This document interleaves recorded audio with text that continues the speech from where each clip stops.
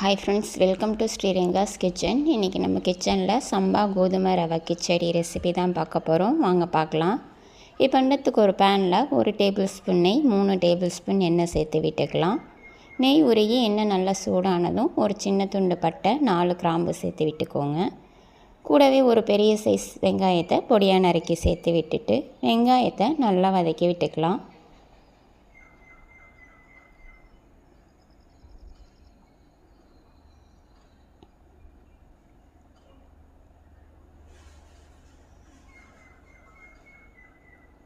இந்தளவு வெங்காயம் வதங்கினோன்னா இது கூட 1 டேபிள் ஸ்பூன் இஞ்சி பூண்டு விழுது, ஒரு பெரிய சைஸ் தக்காளியை பொடியாக நறுக்கி சேர்த்து விட்டுக்கோங்க. காரத்துக்கு நான் 3 பச்சை மிளகாயை நீல வாக்கில் கட் பண்ணி சேர்த்துருக்கேன். உங்கள் காரத்துக்கு தகுந்த மாதிரி சேர்த்து விட்டுக்கோங்க. இப்போ காய்கறி எல்லாம் சேர்த்து விட்டுக்கலாம். பொடியாக நறுக்குன கேரட், பீன்ஸ், உருளைக்கிழங்கு கொஞ்சம் சேர்த்து விட்டுக்கோங்க. கூடவே கொஞ்சம் கருவேப்பிலை, ஒரு பிஞ்ச் அமௌண்ட்டு மஞ்சத்தூள் சேர்த்து விட்டுக்கோங்க. இப்போ இதையும் ஒரு 2 நிமிஷம் நல்லா வதக்கி விட்டுக்கலாம்.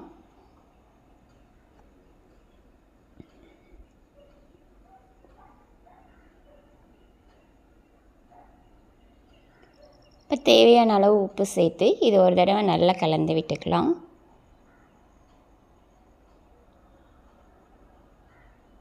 இப்போ இதில் 2.5 கப் அளவு தண்ணி சேர்த்து விட்டுக்கலாம். நான் 1 கப் சம்பா கோதுமை ரவை எடுத்திருக்கேன். அதுக்கு 2.5 கப் அளவு சரியாக இருக்கும். இப்போ இதை மூடி 5 நிமிஷம் மீடியம் ஃப்ளேமில் வச்சுக்கோங்க. தண்ணி நல்லா கொதிக்கட்டும். இப்போ பாருங்கள், 5 நிமிஷம் போல் ஆகிருக்கு. தண்ணி நல்லா கொதித்து வருது. இந்த ஸ்டேஜில் நம்ம சம்பா கோதுமை ரவையை இதில் சேர்த்து விட்டுக்கலாம். இப்போ இது ஒரு தடவை நல்லா கலந்து விட்டுக்கலாம்.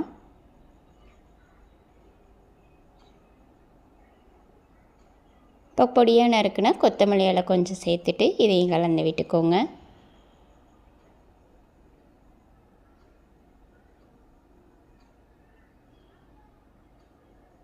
இப்போ இது ஒரு 5லேருந்து 7 நிமிஷம் வரை மூடி லோ ஃப்ளேமில் வச்சுக்கோங்க. இது நல்லா வெந்து வரணும், அது வரை இது இருக்கட்டும். இப்போ பாருங்கள், 5 நிமிஷம் போல் ஆகிருக்கு. இப்போ இதை ஒரு தடவை நல்லா கலந்து விட்டுருங்க.